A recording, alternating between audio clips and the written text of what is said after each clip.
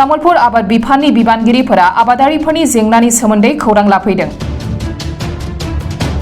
आबादारिफोरनि जेंनाखौ सुस्रांनो दिनै तामुलपुर आबाद बिफान मावखुलिनिफ्राय एग्रिकालचार एक्सटेंशन एसिस्टेंट पिंकु दास, रजनी बर्मन आरो 3 नं सोनाब कुमारिकाटा बिसिडिसिनि मासिगिरि रुपेन राजा बर'मोनहा पलासगुरि, कादङा आरो खोला पलासगुरि गामिनि आबादारिफोरनि जेंनानि सोमोन्दै खौरां लाहोयो।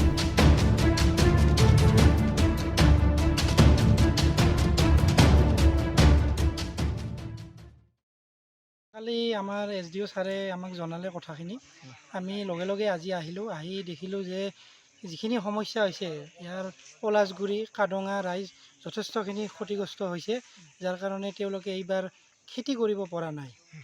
সেই হিচাপে আমি গোটেইখিনি চালি জাৰি চালোঁ, চাই আমাৰ এগ্ৰিকালচাৰ ডিপাৰ্টমেণ্টৰ ফালৰ পৰা আমি SDO ছাৰক জনাম, ছাৰে ইমিডিয়েট DC ছাৰক জনাই যাতে ইয়াৰে ৰাইজখিনি এইবাৰ খেতি কৰিব পাৰে বা কিবা ডিপাৰ্টমেণ্টৰ ফালৰ পৰা কিবা ধৰক সা সুবিধা দি যাতে খেতিখিনি আগবঢ়াই নিব পাৰে তাৰ কাৰণে আমি চেষ্টা কৰি আছোঁ।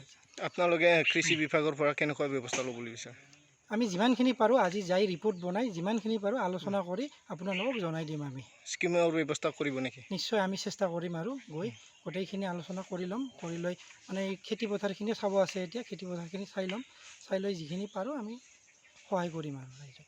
আমাৰ সংখ্যা বান্ধ বুলি কয়, এই সংখ্যা বান্ধটোতো ভাঙি গ'ল। তাত ভাঙি যোৱাৰ পিছত এতিয়া আমাৰ খেতি পথাৰৰ যিখিনি ৰাইজ আছে কৰা এইখিনি অলপ মানে অসুবিধা পৰিছে। গতিকে কিবা এটা যিখিনি প্ৰকাৰ তাৰমানে এইটো পানী তাৰমানে অনা ব্যৱস্থা যদি কৰি দিয়ে এতিয়া আমাৰ ৰাইজৰ সুবিধা হ'ল হয়। ইয়াত কিমানমান বিঘা খেতি বাতি পানী? মোটামুটি 600-700 মান বিঘাটো হ'বই। এতিয়া এই কাৰণে আজিৰ দিনত চেলি যদি বহাই দিয়ে তেতিয়াহ'লে মানে সুবিধা হ'ব। গতিকে এইবিলাক সুবিধা যাতে দিয়ে সেইকাৰণে মই অনুৰোধ কৰিছোঁ। একচুৱেলি আমাৰ পলাশগুৰি আৰু দক্ষিণ পলাশগুৰি কাদঙা পৰে ৰেভিনিউটো, আৰু পলাশগুৰিটোৰ কুমাৰপাৰা পৰে ৰেভিনিউ। তাৰ মাজেদি এটা বান্ধ আছিলে সংখ্যা বান্ধ বুলি। এই সংখ্যা বান্ধটো মানে ভাঙি যোৱাৰ ফলত 500 বিঘামান আনুমানিক সেই খেতিপথাৰখন মানে পানী নোহোৱা হৈছে। ইয়াৰ কাৰণে বহুত ৰাইজে খেতি কৰিবলৈ পৰা নাই, বহুত অসুবিধাত মানে সন্মুখীন হৈছে। আচ্ছা, কি কৰিলে এতিয়া এই সমস্যাটো সমাধান হ'ব বুলি ভাবে? আমি ভাবোঁ মানে 30 মিটাৰমান মানে বান্ধটো ভাঙি গৈছে। এই বান্ধটো মানে মেৰামতি কৰি দিলে নথৈ ৰাইজে মানে খেতিপথাৰৰ পানী আনিব পাৰিব।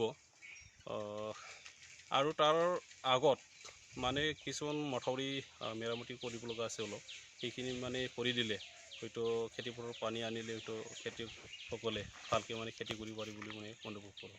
আৰু এইখন তেনেকৈ বিকল্পটো তেনেকৈ বেলেগৰ পৰা নাই, এটাই বান্ধ আছিলে। এনেই মানে চেলো তেলো যদি দি পেলাই ততাকৈ মানে কৰিব পাৰে সেইটো মানে ভাল হ'ব, যদি কৰিব নোৱাৰি দংটো। আমি আজি কুমাৰপাৰা ৰেভিনিউ ভিলেজ, এইখন পলাশগুৰি গাঁও বুলিও কয়, আমি সেই গাঁওখন কিছু ছাৰ্ভে কৰিলোঁ। ইয়াত দেখা পাইছোঁ যে ইয়াত উল্টা খন্দা হৈছে, মানুহখিনি যথেষ্ট কষ্ট হৈছে। ইয়াত বান্ধ এটা ভাঙি গৈছে, ভাঙি যোৱাৰ পিছত উল্টা খন্দা হৈছে, আৰু যাৰ ফলত কৃষি পথাৰত পানীৰ অভাৱ হৈছে। আমি কৃষি বিভাগৰ পৰা আহিছোঁ আৰু আমি আজি এটা ততাতৈয়াকৈ ৰিপৰ্ট বনাই তাৎক্ষণিকভাৱে আমি আমাৰ ঊৰ্ধ্বতন কৰ্তৃপক্ষৰ হাতত জমা দিম, আৰু আমি আশা কৰিম যে এই কৃষকসকলৰ সমস্যাখিনি সমাধান কৰাৰ কাৰণে আমি পাৰ্য মানে সহায় কৰিবলৈ সমৰ্থ হ'ম। এই বছৰতে সমাধান হ'ব না? আমি একদমেই চেষ্টা কৰিম। আজি আমি খুব তাৎক্ষণিকভাৱে আহিছোঁ আৰু তাৎক্ষণিকভাৱে আমি ৰিপৰ্টটো দাখিল কৰিম আমাৰ ঊৰ্ধ্বতন কৰ্তৃপক্ষৰ ওচৰত, আৰু আমি আশা কৰিম, আমি আশাবাদী খুব সোনকালেই এই কৃষক ৰাইজে উপকৃত হ'ব।